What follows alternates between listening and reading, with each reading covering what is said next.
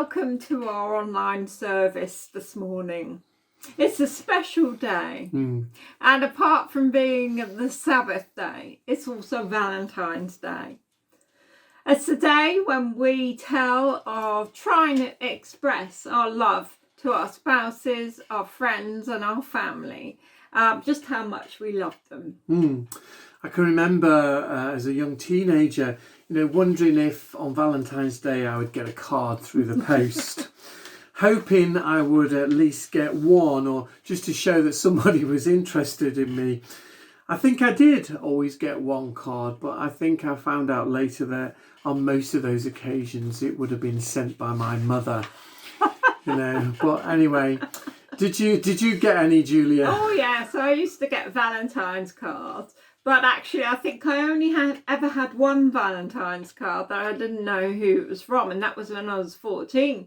So when I got to school, I made all the boys write down on a piece of paper their signature to try and find out who it was from, and I never did. So maybe that was my mother as well. Yeah, but it's a good job that we understand how that loving each other goes a little bit more deeper than just sending cards, although it is very nice to receive cards. Yes, it is. Loving people deeply means that we accept, don't we, just who they are, and we celebrate everything about them. It is important to mention that today is also Racial Justice Sunday. And what better day to be reminded of this issue than on a day when we can celebrate the love of God for us all. Yeah, we all live in the love of Christ wherever we are.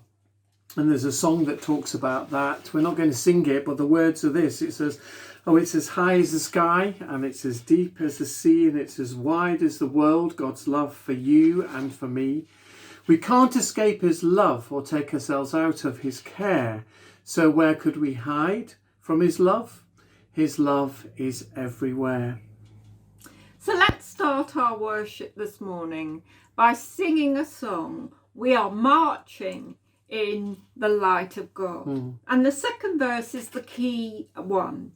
It says we are living in the love of God. Today we're living, all of us, in the love of God. If we are living in the love of God, then it means we not only receive his love, but we must also show it to one another from the heart that informs our actions and our thoughts. So enjoy as we sing this song together.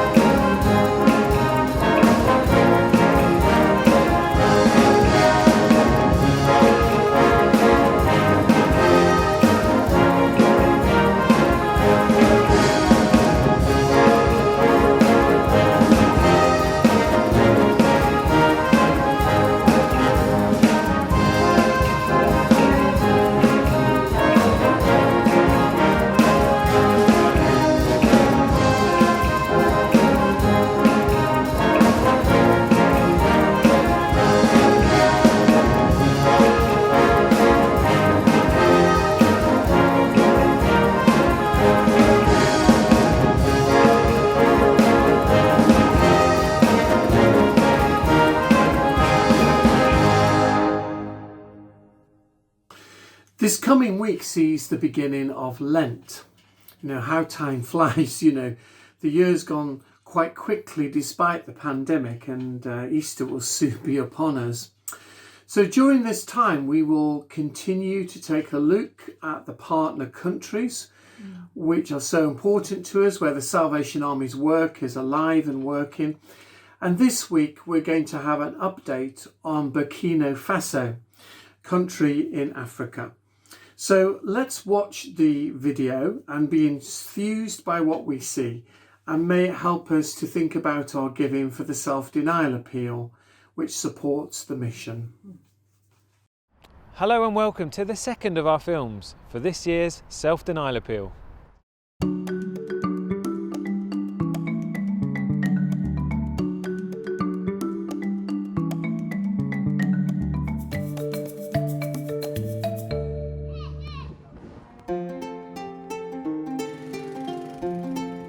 This year, we're revisiting some of the people and places we've featured before.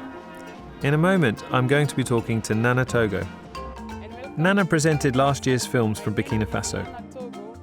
She and her husband Andre started the Salvation Army's work there in 2016. They began as just 8 Salvationists, but when we visited there were 182 senior soldiers and 36 junior soldiers from 2 corps and 2 outposts. While we were there, we saw 20 senior soldiers and 9 junior soldiers being enrolled. We saw how the Salvation Army has been helping people who are struggling. Women from the local community have learned to read and write, and to sew and to dye cloth. Micro-enterprise projects mean these women now are earning enough money to send their children to school. And outreach projects mean some of the local men have started to come along on a Sunday. So I'm going to get in touch with Nana and find out how she and Andre are getting on. Hi, Captain Nana Togo. Nice to meet you. Ça va? Oui, ça va. Really good to speak to you. I know your husband, Captain Andre Togo, really well. I've been working with him for over a year, but I've never met you, so this is a real pleasure. How are you? How has life been? How was 2020? We are doing well. I'm doing well with my husband and our 2 kids. Life in 2020 has not been easy. It has been very challenging. But still, we thank God for His grace, which has been sufficient through this difficult time. Can I call you Nana or Captain Nana? Please go ahead. Nana, I understand you and Andre, you have a new appointment. Have you moved from Burkina Faso now? Yeah, we are in Mali. We are currently regional secretaries. I'm the regional secretary for Women Ministry and Andre the regional secretary. But both we have got an additional appointment, co-officers of ACI Mille. How has the pandemic affected the Ministry of the Salvation Army in the region? Because when we read the statistics for Burkina Faso and Mali, the death count is relatively low, but the economic impact seems from what you're saying is quite large. Is that correct? It is correct. You know, the situation usually it is not easy in Africa, particularly in Burkina Faso, where we have been seeing extreme poverty. And when this pandemic of COVID-19 came, the situation became worse. As well in Mali, you know, people don't have access to these elementary needs, and it is very difficult. Churches as well have been affected, even schools in all areas. Everybody is affected by this pandemic. The community project we have been working with in Burkina Faso, there were so many with ladies. Most of them, have been stopped also because of this pandemic issue, like juice production, soap making. But we also thank God through the Salvation Army. Always we manage to still meet some need of the people, and we thank God for that. One of the things we've been able to partner with the Mali region on this year is to fund with you a project vehicle.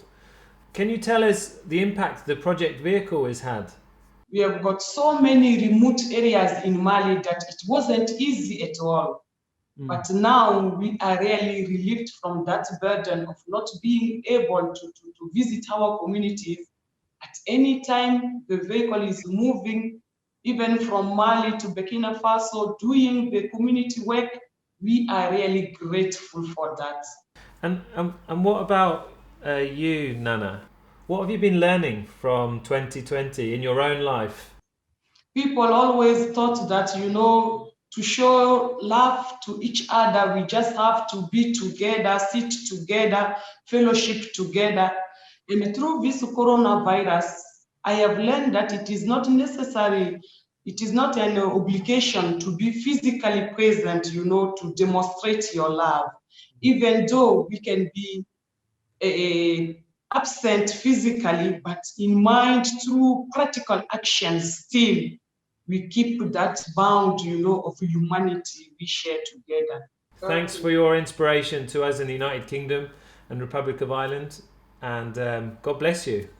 Okay, thank you very much to you too, Benjamin, and be assured of our prayer support. We are praying for you day and night. You are in our mind and thought in our heart. May the Lord keep on visiting you individually and as a territory as well. Thanks so much. Bye, Nana. Bye. In next week's film, I'll be talking to Richard Bradbury, who's serving in Bangladesh. It's great to know that God's love is being shared in that country through the Salvation Army. But I wonder, what kind of love does God call us to embody and demonstrate in our society? Today is Racial Sunday, Racial Justice Sunday, sorry about that. And we as a Christian church, we do shout out against the injustice and racism. And we seek only to show true love and acceptance to all people that we meet. Yeah, all humankind are in God's plan, and they need to be welcomed, given a voice and heard, believed in and trusted, loved and embraced. Let us make sure that our love for others does just that. We have asked Chris and Delia to take part this morning to bring us a poignant poem and a thoughtful prayer. And after that, we will sing words that have been specially written today for the Racial Justice Sunday. And we're going to be able to sing those words to the tune of Europe. From my head to my feet, what I see and what I miss. Through my eyes I see imperfections all around. I hide my face and brace myself for opinions and judgments. I question what I can change, yet the change is impossible. We live in a world where others tell us our imperfections, before we ever thought we had any. But no, what I truly see is me, from my complexion to my emotions, because God did not create me with any flaws and imperfections, the world did. Lord, turn me inside out so people can see that you in me, with the same shape heart, the same color blood, and one word in our flesh, that makes us like you, revealing the image of God in our coats of many colors. Lord, I love you from inside. What I see on the outside, so may we love what we see and be loved for who we are, brothers and sisters, united from inside out to turn the world upside down. Amen.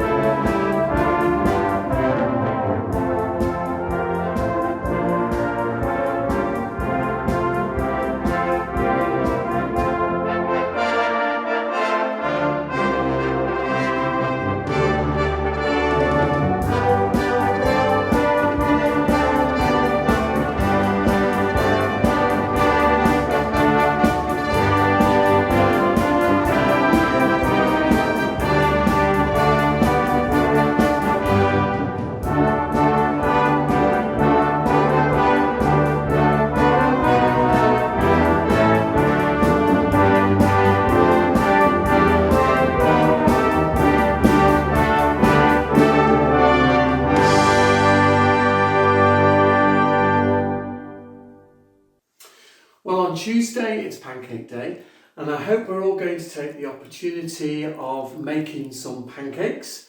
No cheating, don't buy them. Try and get some good ingredients and have a bash at making your pancakes, which of course is made with flour, as we know, and eggs and milk. But what does it all mean? Why do we make pancakes?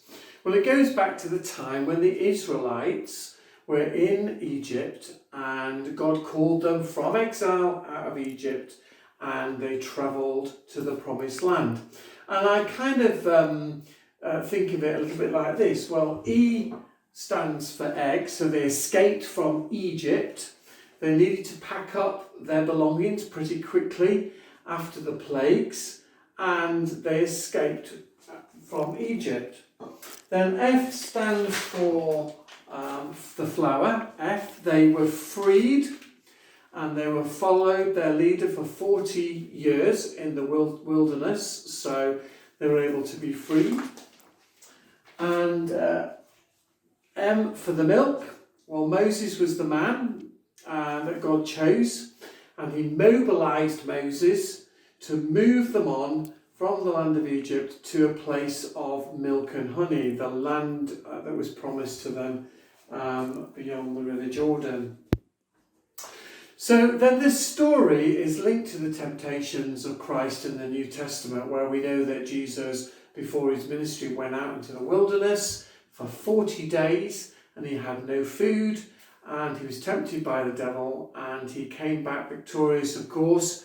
But it all fits in with the experience of Lent. So the 40 years and the 40 days, and also the fact that the Israelites had to pack up everything and had to use everything up in their household to go on this journey. So we use all our eggs and flour and milk as a symbol of doing that, and we're able to then go upon the Easter Lenten journey.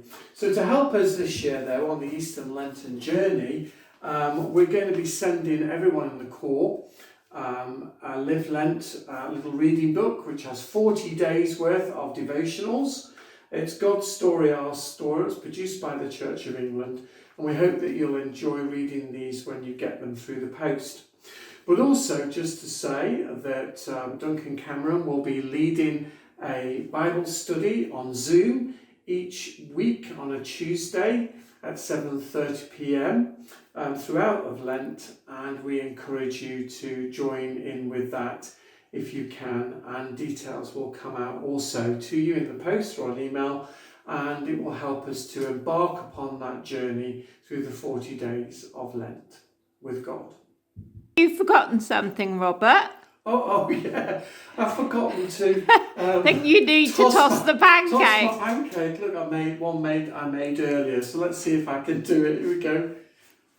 Yeah. Oh, Carl, you can do higher than that. A minute. And stuck. And one more. Woo! Oh yeah, that's a lot go. better. Let's have some pictures from you guys with your pancakes and being able to toss your pancakes. So have a happy Pancake Day. I'd now like to bring to you the Bible reading, and I'm reading from Matthew, and it's chapter 26 and verses 6 to 13. Matthew 26 and verse 6 to 13. It's entitled Jesus Anointed in Bethany. Why Jesus was in Bethany, in the home of Simon the leper, a woman came to him with an alabaster jar of very expensive perfume, which she poured on his head as he was reclining at the table. When the disciples saw this, they were indignant. "Why this waste?" they asked. "This perfume could have been sold at a high price and the money given to the poor." Now, aware of this, Jesus said to them, "Why are you bothering this woman? She has done a beautiful thing to me. The poor you will always have with you, but you will not always have me. When she poured this perfume on my body, she did it to prepare me for my burial. Truly I tell you, wherever this gospel is preached throughout the world, what she has done will also be told in the memory of her. This is the word of the Lord, and thanks be to God.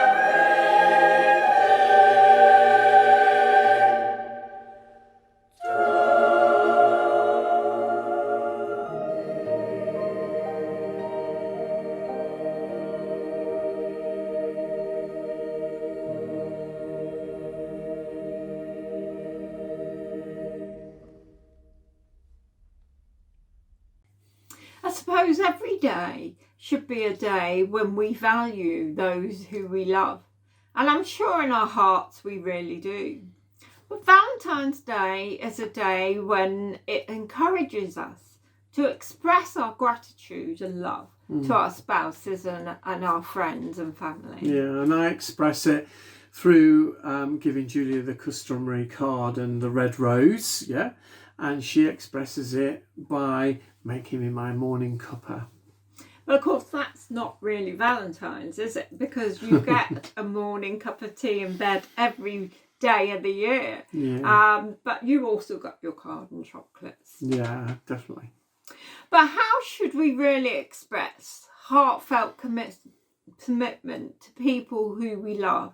Not just our nearest and dearest, but those who we meet every day of the week, who also need to know the love of Christ through us. Well, Dr. Gary Chapman, he wrote a book to encourage married Christians through his book, The 5 Love Languages here. And he uses this work in the Holy Trinity Brompton marriage course with the guidance material that it has.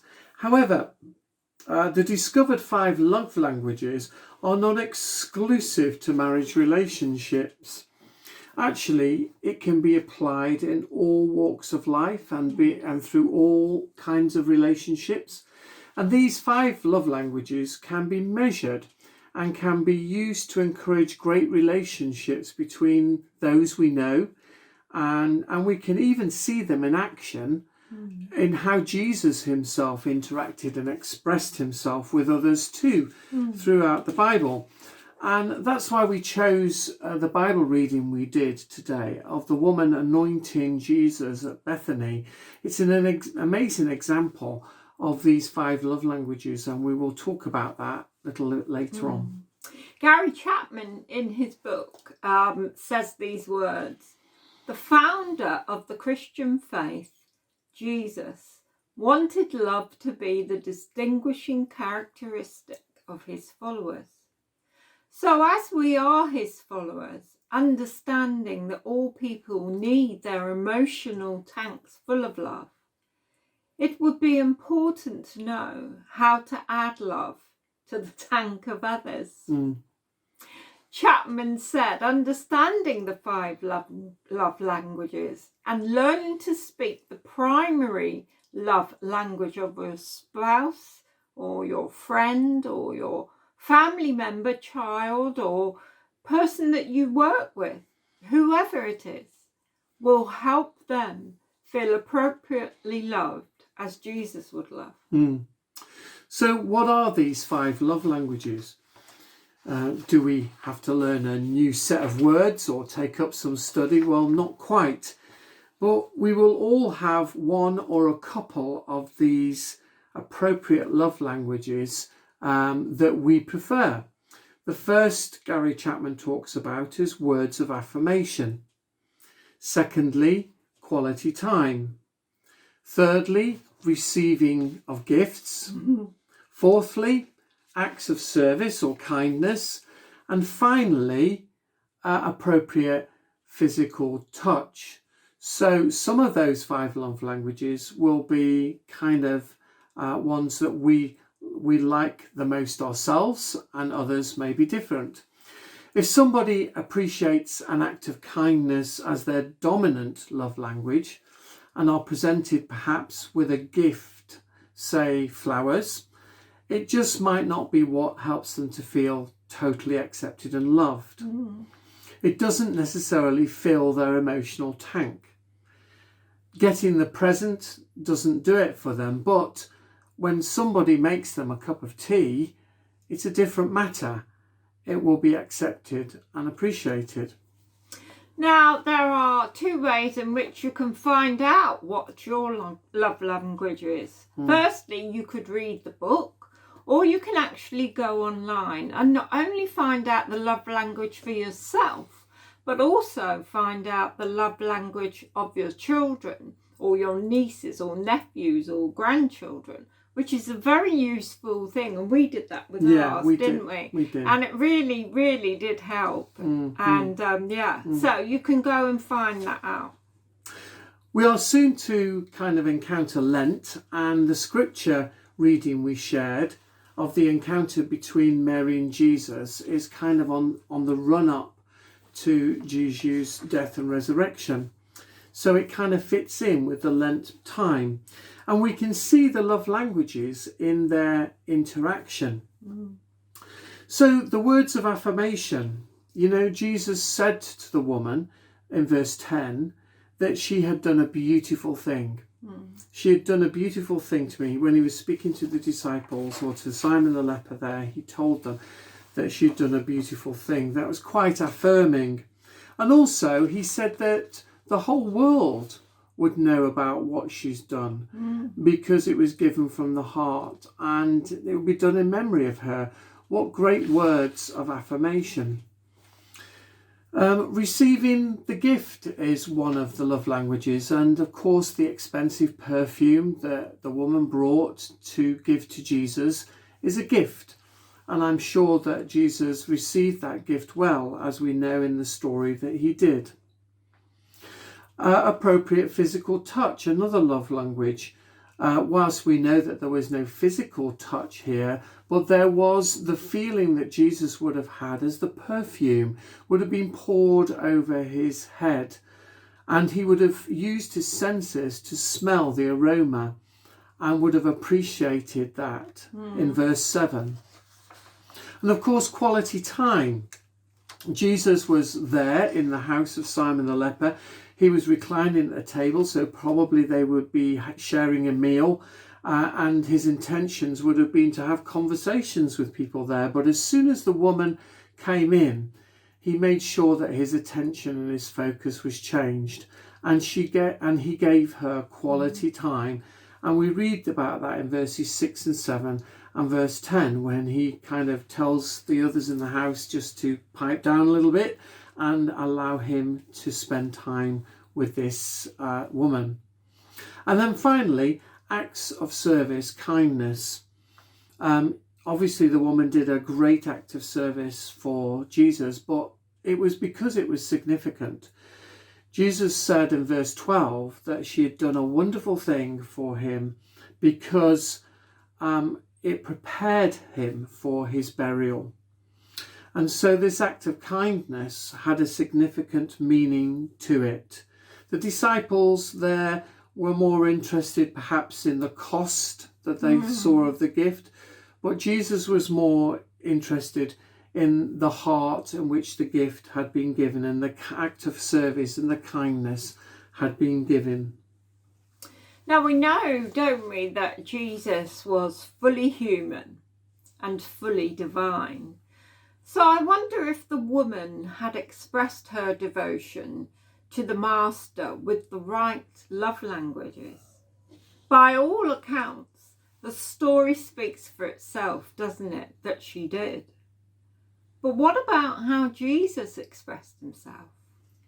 He would have known straight away how to respond with the right and appropriate love languages that would have sincerely built her up and given her spiritual strength and belief in herself.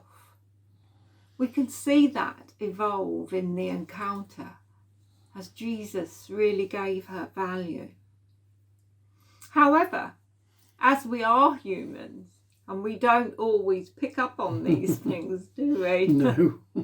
We could, in a sense, quite easily end up using our own love language, our own language preferred to the languages that we wonder why our spouses and friends or family are not totally wowed by our expression. So, to give an example for that, for instance, if I buy a present for Julia, she will like it, she'll appreciate it, but it won't help her feel valued totally. However, because I know her love language is acts of kindness, acts of service, if I iron the shirts or do the pile of ironing that we have downstairs, she will see that as something that means that I really do love her and I've thought about her needs. So the thing is, acts of service isn't my natural love language, but I have to understand that it is Julia's natural love language. So from the encounter where Jesus meets the woman who anointed him, we can see that encounter was meaningful and both felt loved and supported because communication of love languages were appropriate to the person. So during this period of Lent, As we think about giving up our own preferences and think of the preferences of others, let us find out how each other are better supported and valued, and reach out with their love language at the heart of our committed expression of Christian love. One thing is for sure is that Jesus will always embrace with us with his language of love, giving time to the oppressed and downhearted, gifts to the needy and less fortunate, touching the hearts of those who mourn and those who need healing, serving with kindness the needs of everyone, and singing our praises as his words of justice call out among us.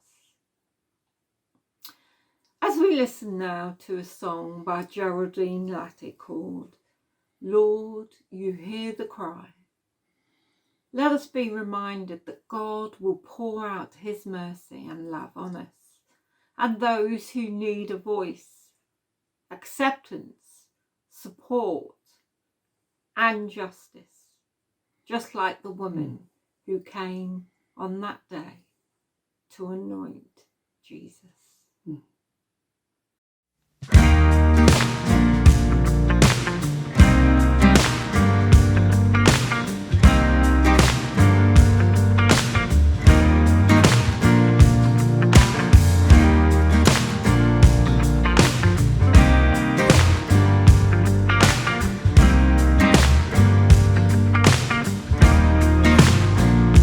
Lord, you hear the cry of the widow weeping. Lord, you hear the cry of the child ill-treated. Lord, you hear the cry of the depressed one sinking. Lord, have mercy on us. Lord, have mercy on us.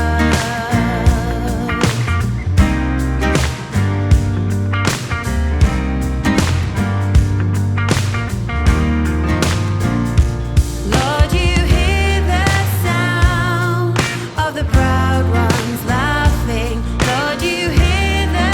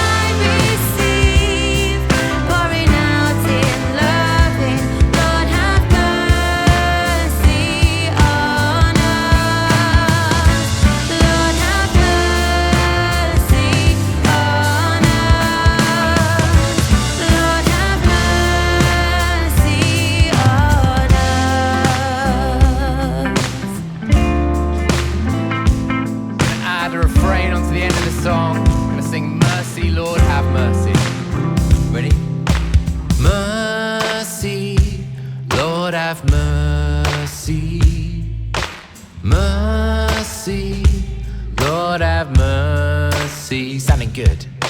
Mercy, Lord have mercy, mercy, Lord have mercy. Just the voices this time. Mercy, Lord have mercy, mercy. From our hearts we cry out.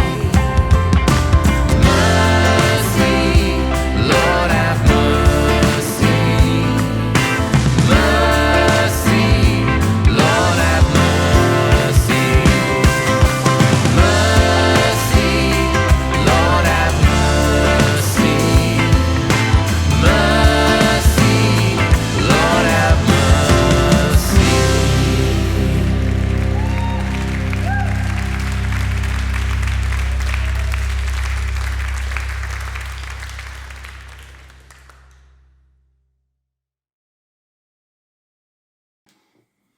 Now for the benediction. And I'm reading from Colossians 3, commencing at verse 12. Therefore, as God's chosen people, holy and dearly loved, clothe yourselves with compassion, kindness, humility, gentleness, and patience. Bear with each other and forgive whatever grievances you may have against one another. Forgive as the Lord forgave you.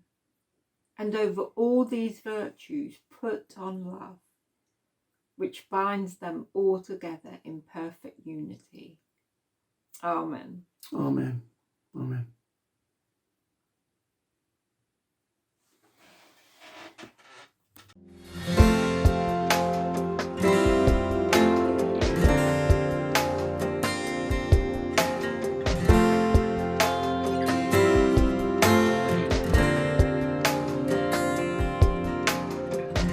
The sun cannot compare to the glory of your love.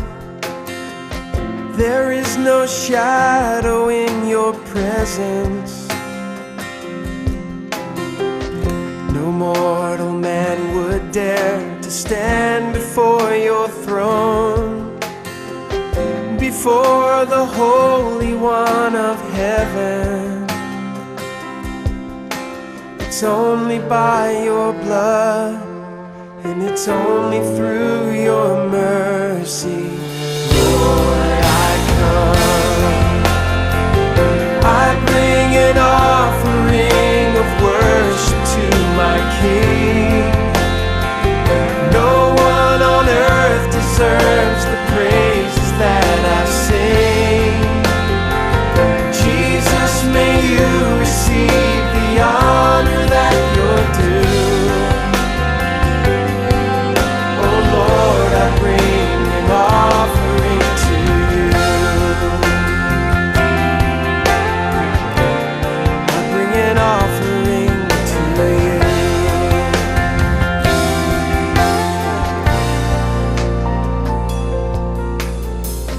The sun cannot compare to the glory of your love. There is no shadow in your presence. No mortal man would dare to stand before your throne, before the Holy One of heaven. It's only by your blood, and it's only through your mercy. Lord, I bring an offering of worship to my King. No one on earth deserves the praises that I sing. Jesus, may you receive the honor that you're due. Oh Lord, I bring an offering to you. I bring an offering of worship to my King. No one on earth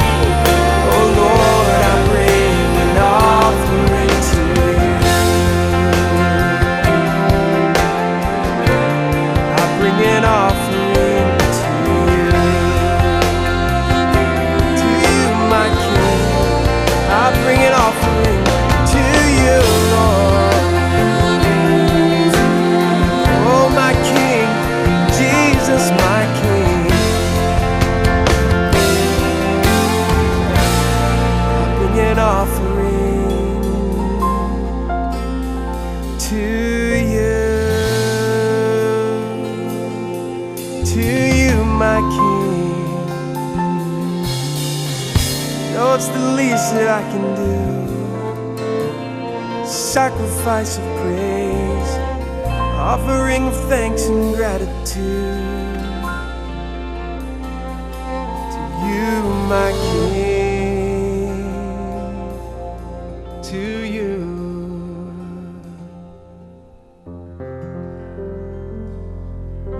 I bring an offering of worship to my King. No one on earth deserves the praises that I sing. Jesus, may you receive the honor that you're due. Oh Lord, I bring an offering to you. Oh Lord, I bring an offering to you. Oh Lord, I bring an offering to you.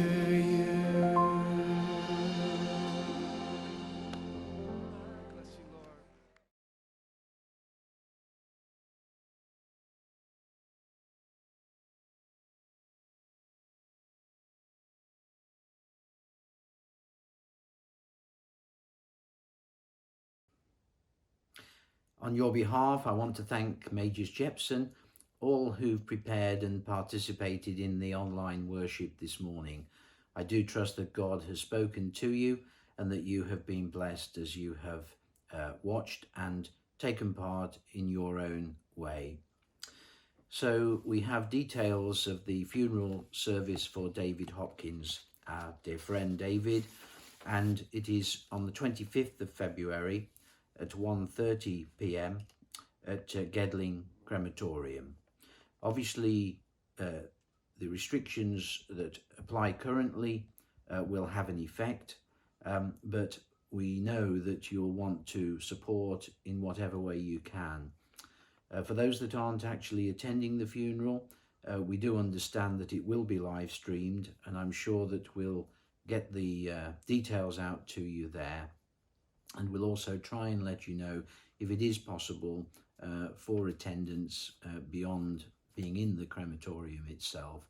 But obviously we're very wary of the current restrictions and risks associated. So please support Marion and the family continually in prayer, along with all those many others. Marlene Lees, our friend Marlene, has sadly been bereaved of her mother, Violet Jones. So particular prayers for Marlene in these days on her loss. The Zoom meeting that we have at 11:30 on a Sunday is well worth attending. It helps us to keep up to date with each other, and over the months we found that a real time of blessing, probably reinvigorated in some ways by the number of circumstances that are affecting our fellowship, and also the length of time of these restrictions and lockdown. It's a good way for those that want to share with each other. We want to thank Chris McFisner and of course Richard Ellis for a good number of months were responsible for arranging and hosting, and Chris continues to do the arranging and setting up. We're grateful to him. So that's just to remind you of that. As I speak, we are preparing to have a prayer Zoom today, the 11th of February, and so this subject of prayer keeps coming up, and we're grateful to the Majors for their leadership and bringing us together in this way as we all continue to face the challenges and demands of this time, but those particular people with special needs for prayer and support are very much in heart and mind just now. God bless you this week. We look forward to you joining again with us soon. Thank you.